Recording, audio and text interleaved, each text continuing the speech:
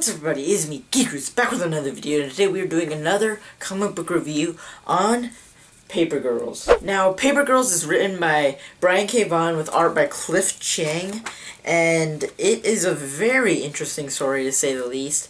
And I'm not going to get into spoilers because it's kind of the reason I do these reviews is because I like to showcase comics that you might not have read. So today we are talking about Paper Girls, and Brian K. Vaughan's done a lot of great work. Doctor Strange with the Oath, The Runaways, Saga, Ex Machina, Pride of Baghdad, and most recently he's in We Stand on Guard and other stuff like that. And Paper Girls is definitely not his best work, but it's still a very enjoyable story.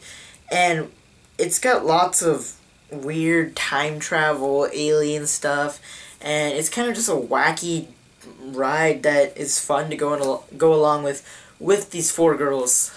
These four girls, as you can see, are all paper girls. That's why they're called Paper Girls. They deliver newspapers, and they live in the 80s, and weird stuff starts to happen where there's creatures and aliens and people that, like, unknown people that they have to fight, and it's very strange, and yeah. So one of the hardest things for me getting into this series was how weird it was. I mean, Saga's weird, but you can get into that once it's a space opera. This is happening all on Earth, and aliens and time travel mixed together is kind of strange. But once you get into it, you kind of get invested in these characters. These four girls are all different and all have their own quirks, and they're all weird, and you can relate to at least one of them, and more than one most likely. And it's a very interesting story that I think anyone could check out. And one of the biggest things for me and Paper Girls was the art.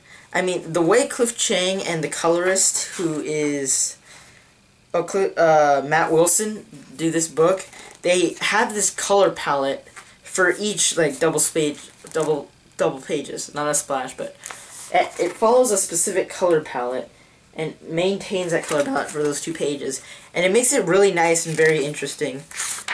Like, here as well, you see these vibrant but, like, toned down purples and pinks, and the aspect with time travel, okay, this is just 1 page, but also integrates some cool concepts into this. Like, they find an Apple device from the future, but again, bringing it back to the color palettes, it follows this nice, and even, like, tints some of the skin, and it's really just kind of makes it stand out from other things.